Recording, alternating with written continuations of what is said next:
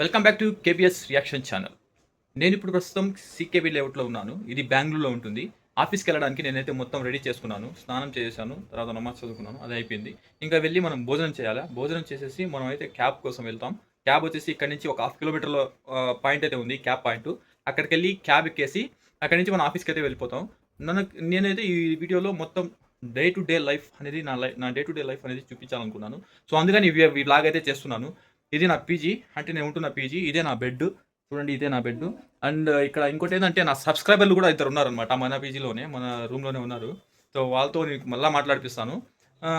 ఇక్కడ మనం వెళ్దాం. ఇంకా వెళ్ళేసి భోజనం చేసి అక్కడి నుంచి భోజనం అయిపోగానే మనమైతే క్యాబ్ కోసం వెళ్ళిపోదాం. అది కూడా నేను చూపిస్తాను. బెంగళూరులో లైఫ్ ఎలా ఉంటుంది, పీజీలో లైఫ్ ఎలా ఉంటుంది, బెంగళూరు ఈ బిజీ లైఫ్ ఎలా ఉంటుంది, ఈ ఆఫీస్ లైఫ్, ఈ కార్పొరేట్ లైఫ్ ఎలా ఉంటుందో మీకు చూపించాలనుకున్నాను. అందుకని ఈ బ్లాగ్ అయితే చేస్తున్నాను. నేనైతే ఇప్పుడు మా రూమ్ యొక్క బయట ఉన్నాను. ఈ రూమ్ బయట ఈ కారిడార్ అనమాట, ఇది కారిడారు. ఇక్కడ నుంచి మనం చూసుకున్నట్లయితే ఈ ఫ్లోర్లో మొత్తం మనకు 6 రూమ్లు అయితే ఉన్నాయి. 6 రూమ్లు. ఆ 6 రూమ్లో ఒక్కొక్క రూమ్లో ముగ్గురు అయితే ఉంటారు.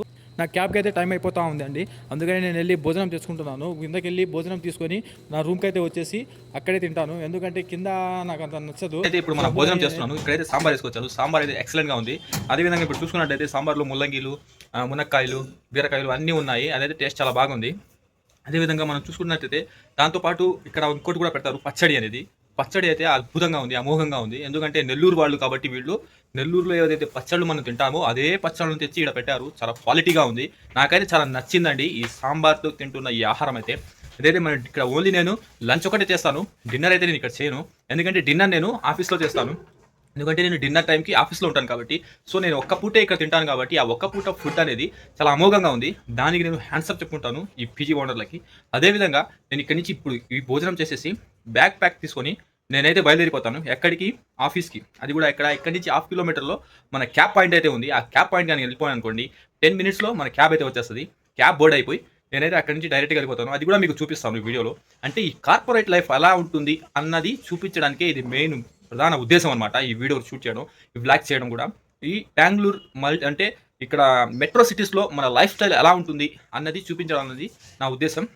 అదే మీకు చూపిస్తున్నాను. చివరి వరకు వీడియోలో చూస్తుండండి, మీకు మొత్తం డే టు డే లైఫ్ అనేది తెలుస్తుంది బెంగళూరులో. ఇప్పుడైతే నేను క్యాప్ పాయింట్కి వచ్చేసానండి. ఇదే క్యాప్ పాయింట్. ఇది మార్తల్లి మల్టీప్లెక్స్ అనమాట. ఈ మల్టీప్లెక్స్ ముందే మనకైతే ఒక స్కై ఉంటుంది, స్కై వాక్ ఉంటుంది. ఈ స్కై వాక్ కిందే మనకు వచ్చి క్యాబ్ అయితే వచ్చి ఆగుతుంది.